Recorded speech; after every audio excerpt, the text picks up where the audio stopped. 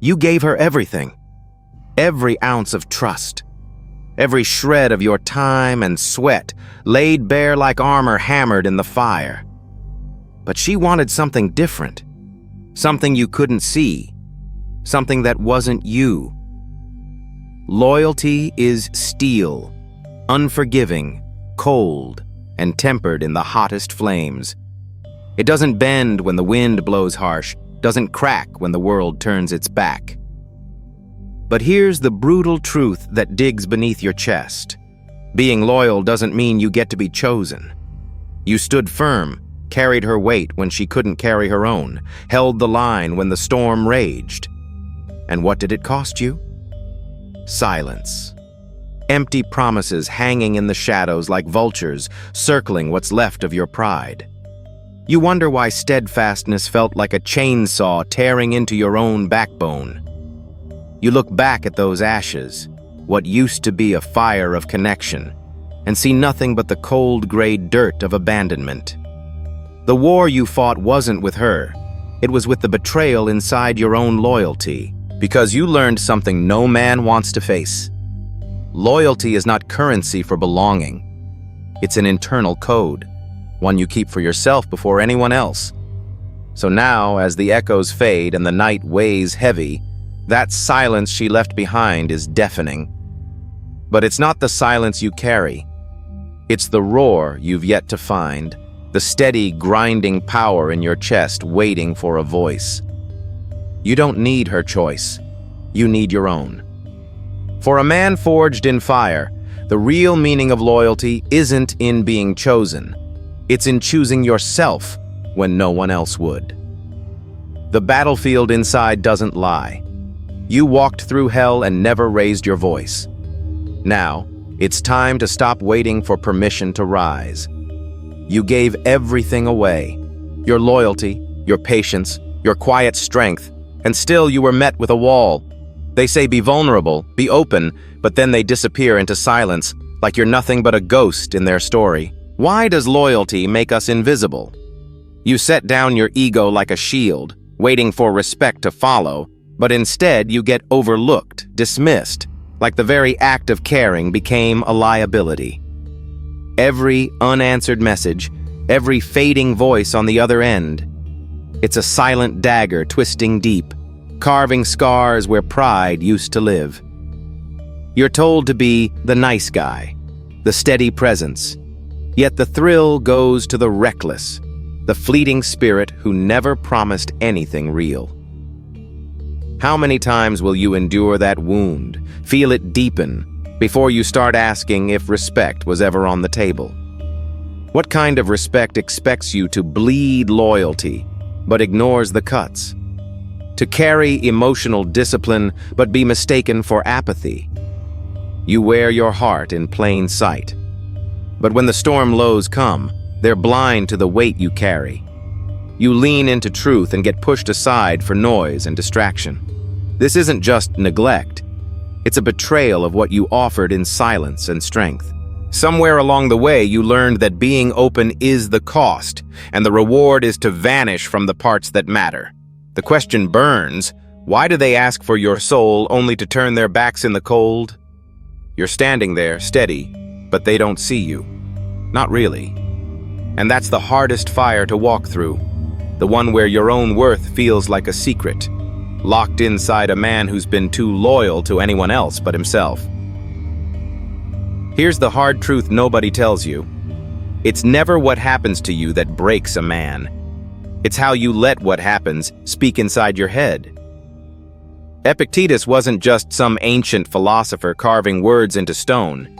He gave you the map when he said the storms don't disturb the oak, but the oak's own judgment of the storm. You think the rejection, the disrespect, the loss is what's shaking you, but it's your mind arguing with those moments, trying to wrestle meaning out of pain. Imagine yourself like a storm-tested oak, roots sunk deep beneath the earth, holding firm no matter how fierce the winds tear at you. The bark might be scarred, the branches bent, but the core stays unshaken because it doesn't ask for approval from the tornado spinning all around it. You stand steady because your foundation isn't made of other people's opinions or whether they call you worthy. It's something locked inside, forged in silence and discipline. I remember a brother who got cut down by rejection more times than you can count. He chased approval like a dog chasing a bone, fetching and panting, until one day the chase flat out stopped. It wasn't bitterness, it wasn't surrender. It was becoming a mountain instead of the wind. He anchored himself so deep and moved so little that his silence filled a room louder than any fight. That stillness wasn't weakness. That silence was clarity, the breath after the scream. Stoicism isn't about stuffing down pain or acting like you don't feel. It's about twisting that fire in your gut into iron will and sharp understanding. It lets you walk through a world spinning with chaos without carrying all that noise inside you. Your worth doesn't change because a woman looked past you, or a friend turned their back. It's not tangled in their approval or neglect. It's built on what you hold true when no one's watching, the principles you carve into your soul like wolf marks on a tree. You don't shift when the crowd sways. You don't break when the storm blows cold and hard. You take the pain, look it steady in the eye and say, "This does not own me." Because in that moment, in that choice, you become the oak, the mountain, the iron that roars without making a sound. Detachment isn't about shutting off your heart or pretending you don't care. It's the art of standing at arm's length from chaos, unshaken by the noise of rejection, disrespect, or loss. When you detach, you break the chains of constant validation, stepping into a reality that's yours alone, untouched by the shifting opinions of others. It's a shield forged in silence where indifference isn't apathy but armor. You stop begging for acknowledgement because you've already acknowledged yourself. The world throws storms at you, words meant to scar, actions meant to bend, but you remain distant, like a mountain watching a wildfire burn at its base. Detachment is the calm refusal to be anyone's collateral damage. Emotional control isn't about stuffing feelings into a box or pretending your volcano is a pond. It's mastery of the tempest inside. Your calm becomes the fiercest weapon you wield, not in loud aggression, but in unmovable stillness. You are the eye of the storm, a place untouched by the chaos that rages all around. The fire burns, but inside, you're silence. Measured, deliberate, unshakable. Owning your emotions means naming them, understanding them, ruling over them instead of becoming their prisoner. The moment you lose control of your temper or your fears, you hand your power to something outside yourself. That can't happen. You hold the reins, tight and unwavering. Your mission is the sharp edge that cuts through the fog of distraction and doubt. Without it, you drift like a ship lost at sea, vulnerable to every gust of opinion and expectation. The mission is your North Star, fixed and undying, casting light on every decision you make. When daily slights or failures press against you, it's the mission that puts them in perspective, reminding you what matters, what moves the needle, what makes you more than a man lost to circumstance. No one else's judgment can redirect you when your path is anchored in purpose. This is your blueprint for existence. Work the work, live the code, chase the goddamn horizon, not the approval of the crowd. Respect for yourself is not optional. It's the cornerstone, the bedrock beneath every step you take.